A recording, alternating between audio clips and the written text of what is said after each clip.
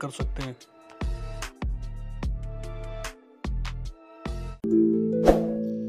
निळा राजा लांडगा बनला राजा। एका घनदाट जंगलात एक लांडगा राहायचा। तो अतिशय चतुर आणि शूर होता। त्याचं स्वप्न होतं की तो एक दिवस जंगलाचा राजा बनावा। जंगलातील प्राण्यांवर त्याचं राज्य असावं। त्याच्या धाडसाने आणि हुशारीने तो सगळ्या प्राण्यांमध्ये प्रसिद्ध झाला होता। एके दिवशी जंगलातील सिंहाचा मृत्यू झाला। त्यामुळे जंगलात नवा राजा निवडण्यासाठी प्राणी एकत्र जमले। अनेक प्राणी राजा होण्यासाठी इच्छुक होते, परंतु प्राण्यांनी ठरवलं की ज्याला त्यांचं रक्षण करता येईल असाच त्यांचा राजा पाहिजे आणि ज्याचं मन मजबूत आहे तोच त्यांचा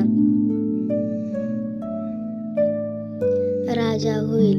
लांडग्याने आपली इच्छा व्यक्त केली आणि प्राण्यांनी त्याला राजा म्हणून स्वीकारलं। लांडगा आता निळा राजा म्हणून ओळखला जाऊ लागला, कारण त्याचं अंग निळसर रंगाचं होतं।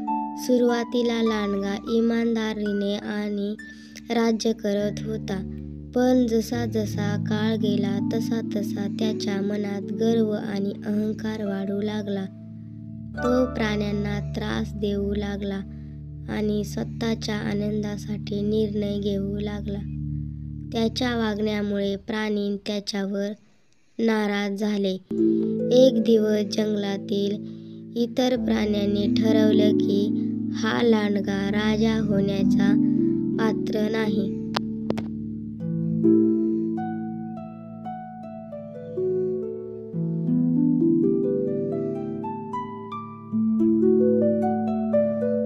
त्यांनी त्याच्या विरुद्ध एकत्र येऊन त्याला राज्यावरून हटवलं। लांडग्याला समजलं की राजेपद फक्त अधिकाराचं नसतं, तर त्याला जबाबदारीचीही गरज असते। त्याने त्याच्या चुका मान्य केल्या आणि परत सर्वसामान्य प्राण्यासारखं जीवन जगायला सुरुवात केली।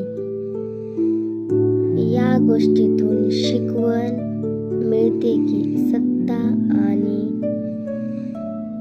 अधिकारांनी माणूस किंवा प्राणी कितीही मोठा झाला तरी नम्रता आणि जबाबदारीचं महत्त्व कायम ठेवलं पाहिजे।